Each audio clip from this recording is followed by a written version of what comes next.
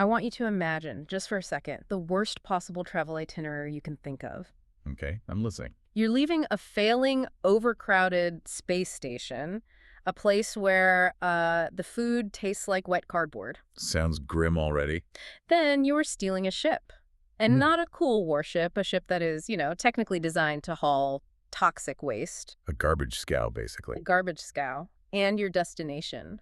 A planet with crushing gravity, poisonous air, and an ocean made of what the source calls gray water slime. And that's the good news.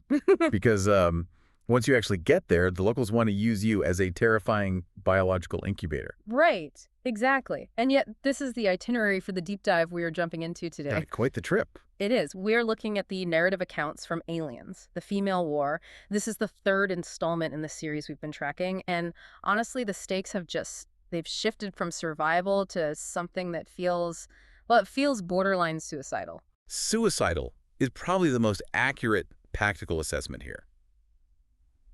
I mean, we aren't just talking about escaping an alien threat anymore. No. The mission profile has changed completely.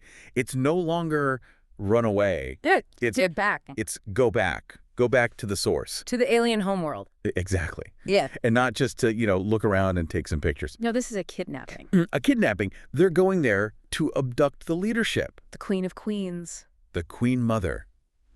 The apex of the entire species. It sounds like the plot of a fever dream, which, is actually a perfect segue. It really is. Because dreaming is the central mechanic that kicks this whole disaster off.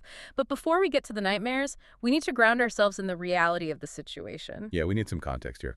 Where exactly is humanity standing when this narrative opens? Because from the logs I've read, standing might be too generous. Crawling seems more like it. That's a fair assessment. I mean, if you look at the backdrop of the female war, you have to understand, Earth is gone. It's gone. A write-off. It is fully infested. It's a lost cause in the eyes of the powers that be. So what's left of the civilized human race is crammed onto Gateway Station. And we need to be clear about what Gateway is at this point in the timeline. Yeah. In the movies, or, the earlier lore, space stations are these sterile, high-tech, almost utopian environments. Gateway's not that. Not even close. It's a slum in orbit. It really is. Essentially, yes. Yeah. You should think of it as a refugee camp that just happens to be floating in a vacuum. The infrastructure is failing. Constant. The life support systems are overtaxed. You have thousands upon thousands of people waiting for housing modules that, frankly, don't exist. So they're just sleeping in corridors. Sleeping in corridors that, according to the logs, smell like recycled sweat, ozone, and just despair. And the food. We have to talk about the food. I kept seeing these references to a substance called Soy Pro. It seems like a small detail, but the characters will not shut up about it. Well, of course they won't. Imagine if your entire diet, every single meal, consisted of a gray, texturized vegetable protein. And it was designed strictly for nutritional density with zero regard for, palatability. So it's not just bland. It's distinctively flavorless, yet somehow offensive at the same time.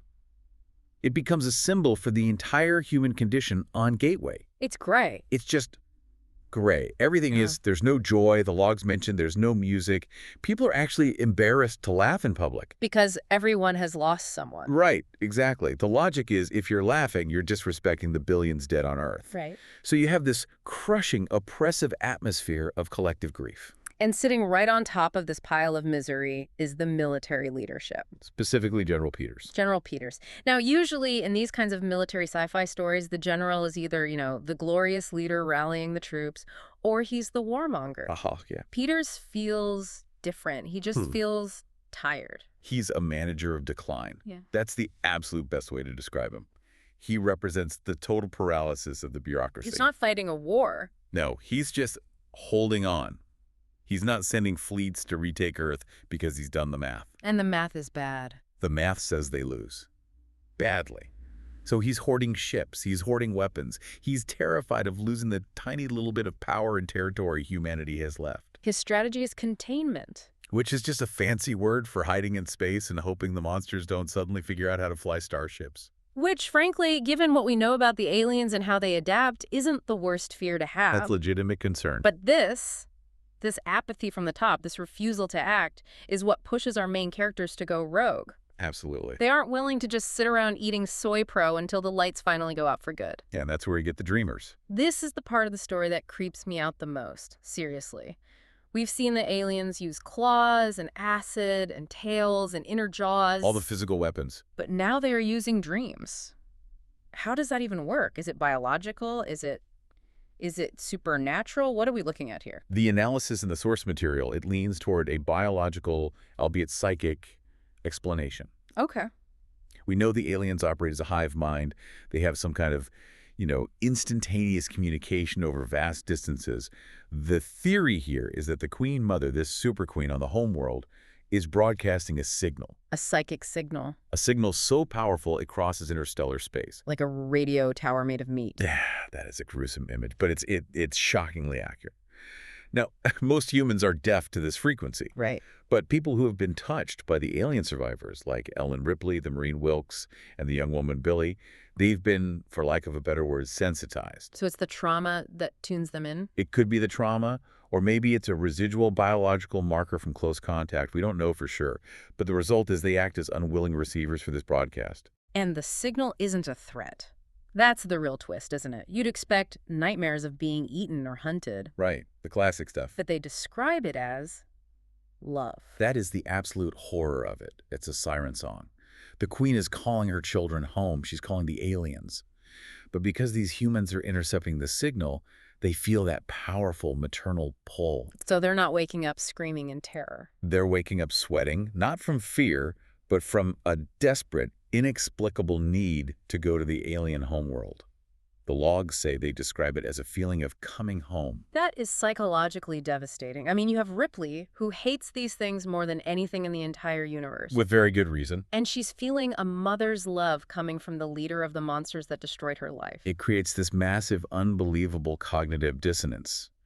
Ripley has to actively fight her own brain. She has to reinterpret that signal. How does she do that? While someone like Billy might feel the love and be confused by it, Ripley forces herself to feel the hate. She uses that pull as a tracking beacon. Her mindset is, okay, you're calling me. Fine, I'm coming. And I'm bringing nukes. She turns their weapon back on them. As she always does. Let's talk about this crew a little bit more. We have Ripley, obviously the heart of the story, but Wilkes and Billy are so crucial here. Wilkes isn't just a generic grunt. No, not at all. Wilkes is the perfect archetype of the scarred survivor. He's the guy who lived when his whole squad got wiped out in a previous encounter we wrote about. So he's carrying a lot of guilt. Immense survivor's guilt. He looks at General Peters and all he sees the coward. He looks at the other dreamers, and he sees the only people who actually understand his reality. And he's very protective of Billy. It's this sort of paternal, maybe even slightly romantic bond. He acts as her protector. And Billy. Her story is just tragic. In the movie timeline, she was the little girl, Newt. But in this book timeline, she's renamed Billy, and she's grown up. But she didn't grow up healthy. Not by a long shot. How could she? Exactly. She was a child survivor of a full-blown infestation. She spent the bulk of her life in and out of psychiatric wards. She's heavily medicated just to function. But the dreams give her a new purpose. They do. They focus her. She's been watching these pirate broadcasts from Earth. Just grainy video feeds of the surface that slip through the blockade. But she sees something. She spots a child, a little girl, running through the ruins, a girl named Amy. And she just latches onto that image. Instantly. It's a clear case of projection. She sees herself in Amy. Of course. She decides that since nobody could save her childhood, she is damn well going to save Amy's. That's her entire drive. It's not military. It's not revenge. It's personal redemption. So you have this incredible core team. A vengeful mother figure in Ripley. A guilt-ridden soldier in Wilkes. And a traumatized savior in Billy. And they get together and decide, well, the military won't do it. We're taking a ship. And this heist, this is where the book really shows us the sheer incompetence of the military structure on Gateway. You'd think stealing a starship would be impossible. It should be. It's like trying to steal an aircraft carrier from its dock. Right. But they pull it off with a mix of pretty basic hacking and some good old-fashioned social engineering. They bring in Tully? Right, Tully, a civilian hacker. Yeah. And the way they do it is almost insulting to the military. Tully hacks into the logistics computer, which is apparently not that hard, and he cuts fake orders from General Peters. But the real trick is at the airlock. That's the part I love. The clipboard trick. The ultimate infiltration tool. It's the universal key to unauthorized access. Mm-hmm. Look like you belong there and act really annoyed about it. It works every time. They just march past the guards, complaining loudly about schedule changes, confusing the poor sentries with bureaucratic jargon. The guards are so demoralized, so used to the constant chaos of Gateway that they just wave them through. They just don't want the paperwork. They don't want the hassle of stopping a supposed special ops team on a secret mission. So they steal the Kurtz. And I love the choice of ship. As we said, it's not a warship. No, it's a garbage scow. The Kurtz is a military freighter, yes, but its specific design is for hauling toxic radioactive waste. And why that ship specifically? Because of the hold. It has this massive central containment bay lined with lead and reinforced durasteel. Ah. If you're planning to kidnap a giant acid-bleeding alien queen, you can't just, put her in the passenger cabin. You need a very special box. You need a box that can hold the leaking nuclear isotope, and that's what the Kurtz has. So they have the box, they have their core team, and they have the crew, which includes some other Marines like McQuaid and Brewster, who are basically just looking for a fight. They're itching for payback. And they follow that psychic signal to the homeworld. And this is where the sensory details in the narrative just ramp up to an 11. The description of the alien homeworld is, it's visceral. Yeah, it's not exactly a vacation spot. It's a biological nightmare come to life. First off, the gravity is higher than Earth standard. Just standing up is a workout. So you're tired before you even start. Exactly. The air is poisonous. It's a mix of ammonia and methane. But it's the wind that gets me in the descriptions. The source describes an incessant, shrieking wind that never, ever stops. It just scours the landscape clean. And the landscape is, what did we say, slime? Gray water, that's the term used. Yeah. Shallow, viscous oceans that smell like chemical rot. And rising out of the sludge are the nests. Which aren't just caves here. Oh, no. They are huge, organic skyscrapers made of resin and bone, just towering over this Dead Sea. So they drop down in an APC, an armored personnel carrier. Now, in the movies, the APC is a tank. It smashes through walls. It's tough, so they feel safe. A completely false sense of security. They drive toward one of these nests, expecting a fight, of course, but expecting a winnable fight. They're Marines. They've fought these things before. They think they have. What they find are not the drones they fought on the colonies. These are the elites, the homeworld breed. Okay, explain the difference. I thought an alien was an alien. Well, think of the difference between a common honeybee and a hornet, then multiply it by 1,000. On the homeworld, the environment is harsher, the competition is fiercer. These aliens are physically larger. Bigger. They're significantly faster, and their exoskeleton is much, much denser. So when the swarm hits the APC, they don't just scratch the paint. The logs say they peel the armor like paper. It's a terrifying image. You're inside a tank, you're supposed to be safe, and suddenly a claw just punches through the roof like it's tinfoil.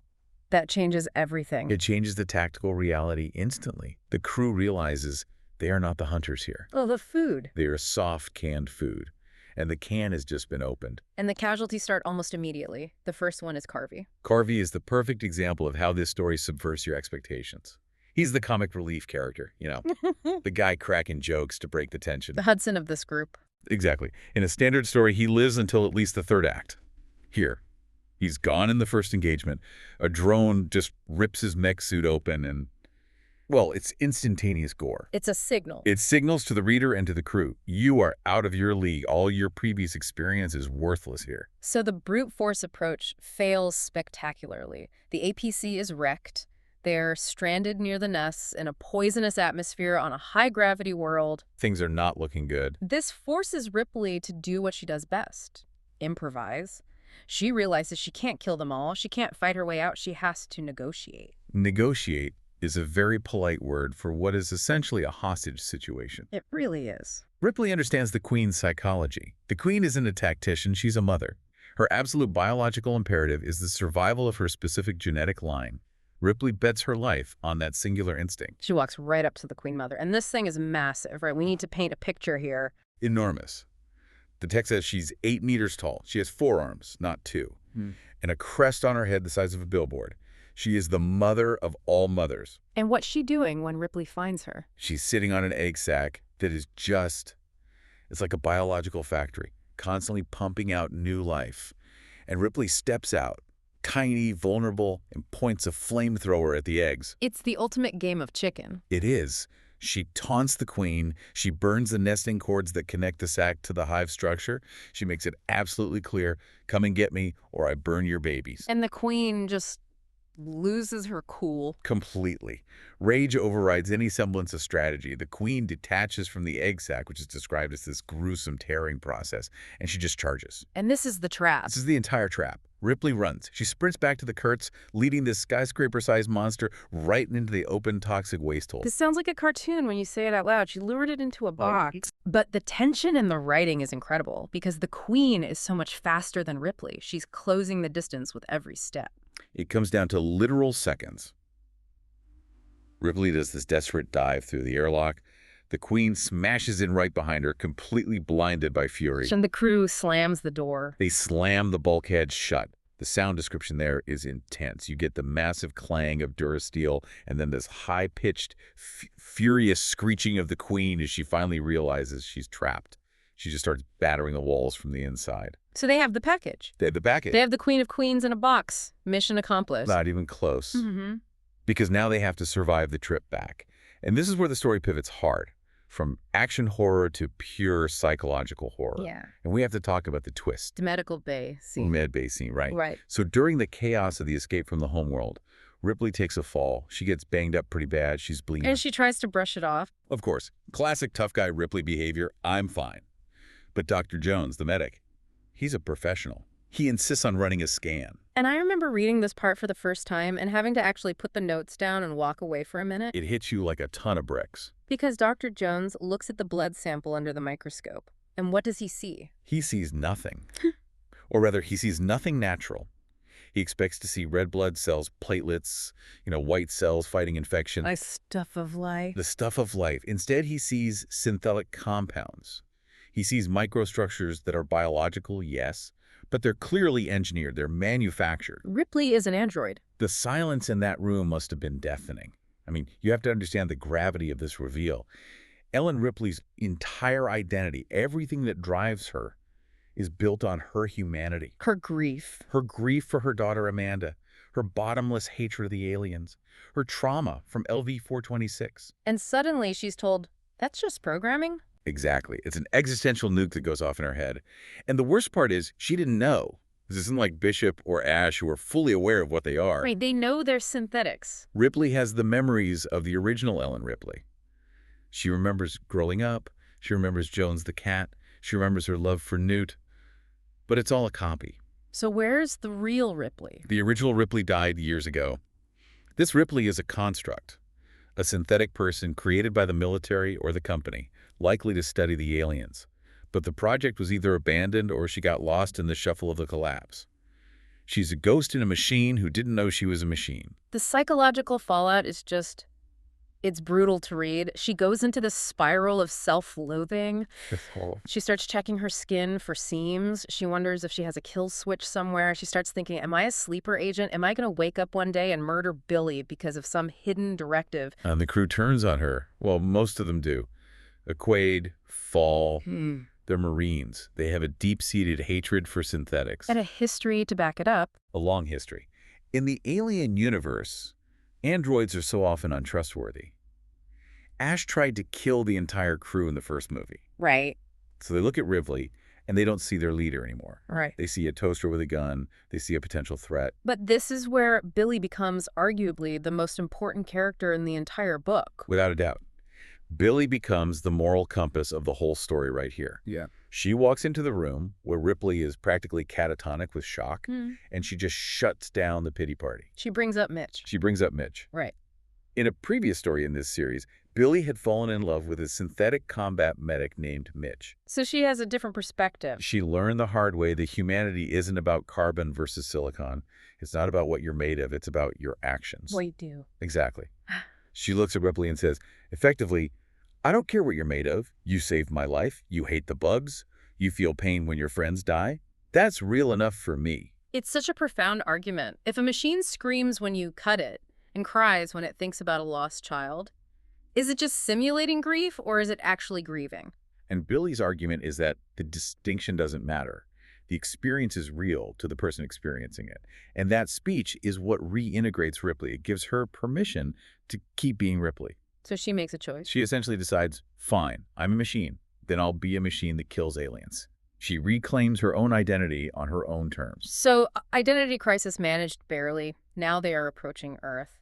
And the plan is, it's complex. They need to use this captive queen as the ultimate bait. The entire plan relies on something called Arona's bombs. Okay, what are those? Before civilization completely collapsed, a scientist named Arona rigged a series of old, powerful nuclear devices deep inside a tectonic fault line in the Pacific Northwest.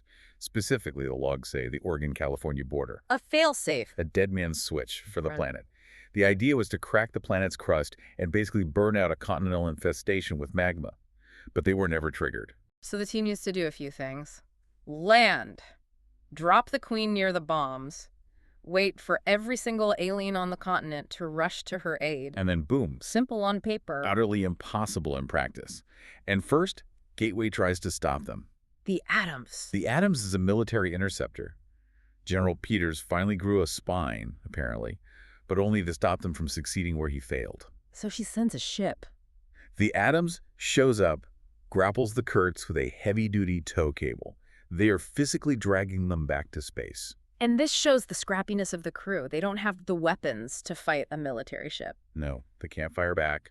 So they use physics. Slingshot. The slingshot maneuver. They power down their engines, feigning surrender. They just go limp. So the Atoms has to pull harder. Right. It's pulling dead weight, Right. creating immense tension on that tow cable. Then, just as the tension hits its peak, Ripley guns the Kurtz's main thrusters at full explosive burn. The cable snaps like a rubber band. The sudden, violent release of energy sends the atoms spinning out of control, the basic physics of inertia working against them, and it allows the Kurtz to break the tow and scream down into Earth's atmosphere. A brilliant move. And when they hit the surface, I mean, we've heard Earth is bad, but the description of the landing site? It's a graveyard. But it's not just ruins and rubble. It's the resin. That black stuff. That black, resinous substance that the aliens excrete to build their hives. It covers everything. It covers cities. It covers forests. The entire landscape has been terraformed into a biomechanical hell. But the scariest thing they find on Earth isn't the aliens. Yeah. It's the fanatics. This is such a disturbing and honestly believable sociological element. When society collapses, cults rise. And on Earth, there is a group led by a man named Carter Dane. They have started worshiping the aliens. Why? I mean, why would you worship the thing that is actively eating you? It seems to be a mix of extreme Stockholm syndrome and pure nihilism. They see the aliens as pure. The aliens don't lie. They don't have bureaucracy. They don't have greed. They just kill. The fanatics believe that by offering themselves up or capturing other human survivors to be hosts, they are serving a higher, more honest power. They call the aliens the new gods. And the crew encounters them near the bunker where the bombs are. They do. And it's a tragedy. You have these hardened Marines, Wilkes, fall bunkers. They are trained to fight monsters. And suddenly they are in a firefight with ragged, starving humans who are trying to protect the monsters. They have to return fire. They do. They have no choice. That has to take a psychological toll. You came to save humanity, and the first thing you have to do is gun down other humans to do it. It just reinforces this terrible theme that the humanity we're saving might just be an abstract concept at this point. The actual humans left on Earth are broken. Wilkes kills them efficiently, but you can feel the weight of it in the narrative. They clear the bunker, and Tully gets to work on the bombs. But here's where the plan hits another snag. The pivot. The segment 5 pivot, if you will. Billy goes rogue. We all knew it was coming, didn't we? She's been obsessed with finding Amy this whole time. While everyone else is focused on prepping the nukes, Billy steals a flyer. Which is a small atmospheric transport. A little shuttle, yeah. And she's not a pilot. Not even remotely. She hacks the autopilot to take her to the last known coordinates of the broadcast. It's reckless. It's incredibly stupid from a tactical perspective. But for her... For Billy, the mission to kill all aliens is meaningless if she can't save one person. She needs to prove that life can be preserved, not just avenged. It's the only way for her to heal. And Ripley is furious. Oh, she's incandescent with rage. But, and this is the part that proves her humanity again, whether she's synthetic or not, Yeah. she doesn't let Billy go. No. She grabs a vehicle and she chases after her. Yeah. A true machine, a logical machine, would calculate the odds and stay with the nukes. That's the primary objective. Ripley abandons the tactical advantage to save her friend. It's an emotional decision. A purely human one. So Billy arrives at the coordinates for Amy. It's an old industrial complex, a microchip factory. And this is where we see the breeder ship. This image, I wish I could unread this part of the logs. It's horrifying. It's industrial-scale horror. The aliens have taken a human cargo ship, and they've turned it into a mobile incubator. But they aren't just dragging people into caves anymore. No, this is organized. They are stacking them. The description of the inside of that ship, bodies are just glued to the walls of that black resin. Some are dead, some are waiting. And they find the impregnated fanatic. Yeah. Billy and the old man who was guarding Amy, they find one of Dane's fanatics who has been impregnated. And he's happy about it. He's delirious. He believes he is being born again into a higher life form. It's body horror at its absolute peak. It just shows the total moral degradation that's happened. It's the ultimate loss of what it means to be human. But they find Amy. She's alive. She's alive. She's been hiding in the ventilation shafts, basically. Mm. A terrified little child surrounded by death. Billy grabs her, but all the noise and commotion attracts the local swarm. And the flyer gets trashed. The aliens just swarm over it like ants. They crush the canopy. Yeah. Billy is trapped inside with Amy and the old man. They're surrounded by hundreds of these things. And this is the real action climax of the book. Ripley arrives. In a stolen alien vehicle, no less. Or rather, a stolen breeder transport ship. She comes in hot, and she uses the one thing they can't fight. Fire. Fire is the only thing they respect. It's primal. The aliens have no technology, no defense against fire. Ripley uses the ship's thrusters to create a wall of flame. To clear a path. She clears a path. She drags Billy and Amy out of the wreckage. The scene is just pure chaos. Claws scraping against metal, the air filled with the smell of burning chitin. They barely make it onto the transport and take off. Meanwhile, back at the bunker, the clock is ticking. Oh, yeah. Tully is sweating over the wires. It turns out the original timers on the nukes were sabotaged by the fanatics. So he can't just set a timer and run. No. He has to hotwire a remote receiver to the detonation circuit. He has to create a remote trigger from scratch on the fly. And the Queen, what's her role in all this? This is her final, terrible role. They dropped her containment unit right near the bunker. The Queen is still inside, and she is screaming. Her psychic distress call is going out at full blast. And it's working. Oh, it's working better than they could have imagined. The source describes a black sea moving across the land. It's not water. It's millions of aliens. Every single one on the continent is rushing to save their mother. They are swarming the bunker, climbing over each other, piling up like insects. So the Kurtz has to swoop down, pick up Ripley's rescue team from the transport. And they punch it for orbit. They leave the Queen behind. It's the ultimate betrayal from her perspective. Absolutely. The Queen is trapped in the very box she chased Ripley into. Now she's surrounded by millions of her own children, but she can't escape. She knows what's coming. They get to a safe distance in orbit. Tully says the link is green. They just need a code word to trigger the signal. Ripley sits at the keyboard. And the prompt is just blinking. Enter confirmation code. She types 4 letters. L-I-F-E. Life. Why that word? Yeah. What's the symbolism there? I mean, it's the perfect, most powerful antithesis to the aliens. They represent death. They represent entropy and consumption. By typing life, Ripley is reclaiming the future. It's an affirmation. It's an affirmation. She is asserting that despite the horror, despite finding out she's an android, despite the loss of Earth, life continues. It's the ultimate act of defiance. And it's her reclaiming her own sense of life, too. She hits enter. And the description of the explosion is just, it's final. The ground ripples, the planet's crust cracks open. A mushroom cloud the size of a country rises up into the ruined atmosphere. And it's all gone. The Queen, the swarm, the fanatics, the black resin, it's all vaporized in a second of unimaginable heat and light. They did it. After all that, they actually did it. They won. But they're just drifting in space in a stolen garbage scow. They can't go back to Earth. It's a radioactive hellscape now. They can't go back to Gateway. They're wanted criminals who stole a ship and defied a general. So they are exiles. They're exiles with a ship and a future, but they are free. You know, we could end it there. A win is a win, as costly as it was. But the source material, it drops one last thought. A theory that the characters discuss in the quiet moments after the battle. And frankly, it changes everything. The war toys theory. Yeah. Let's ruin the listener's sleep with this one. So throughout this entire deep dive, we've talked about how perfect the aliens are as killing machines. Too perfect. Exactly. They have acid for blood. So you can't kill them up close without probably dying yourself. They don't need a breathable atmosphere. They breed incredibly fast. They have no culture, no art, no technology. They just kill and expand. They are too efficient to be a product of natural evolution. Evolution is messy. Nature creates weird, inefficient things all the time.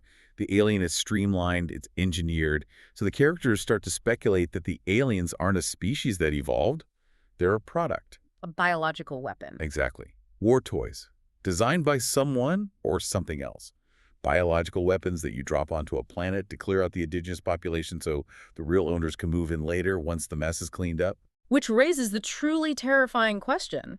If these are the dogs, who is holding the leash? And more importantly, if we just broke their very expensive toys, are the owners coming to see what happened?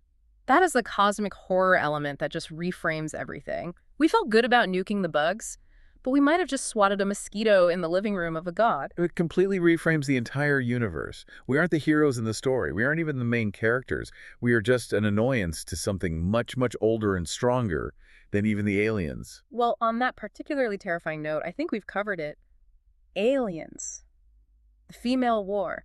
It's messy, it's dark, but it asks the biggest questions. It asks what we're willing to sacrifice to survive. And it suggests that sometimes the answer has to be everything. Even your own humanity. Especially that. Well, if you enjoyed this deep dive, maybe check your own blood under a microscope. You never know what you might find. Please don't incite mass paranoia. Can't make any promises. Stay safe out there, everyone. We'll see you on the next dive.